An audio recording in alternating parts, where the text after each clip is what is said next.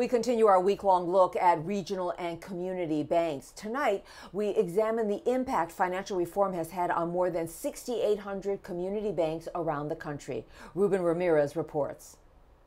Bank tellers taking deposits, I'm going to deposit that into my business account. Customers meeting with loan officers. This could be any bank in any town in the United States. This is Eagle Bank in a suburb of Washington, D.C. Most of its customers are local business owners. While the big banks have dominated in retail banking, 40% of small business loans are still made by community and regional banks, even though the smaller banks make up just 7% of the industry. Bob Pincus is the vice chairman at Eagle Bank. The bank has been taking market share from larger banks in the small business segment because he says Eagle has continued to lend through the downturn. We have deep roots in the community. Our goal is to enhance the quality of life in the Washington, D.C. metro area. Even though business loans are the bread and butter for small banks, some of their business also comes from retail customers, traditional home equity loans, credit cards, and car loans. Those are the areas most affected by Dodd-Frank financial reform and the Consumer Financial Protection Bureau that came out of it.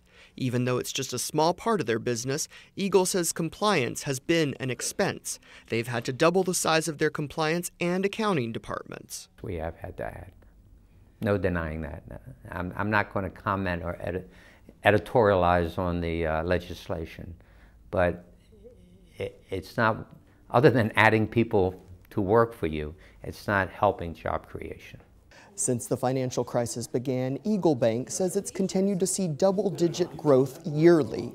In its latest report, it says it's continuing to see strong earnings and loan growth. Eagle has come out of the financial crisis relatively unscathed, but around the country, not all community banks have been as lucky. Banks in California, Florida, Michigan, Illinois, and Arizona have been hard hit and are still struggling to recover. The pendulum has swung, and there's just so much pressure now on community banks to raise more capital, to comply with these rules, that it makes it very difficult to go about the daily business.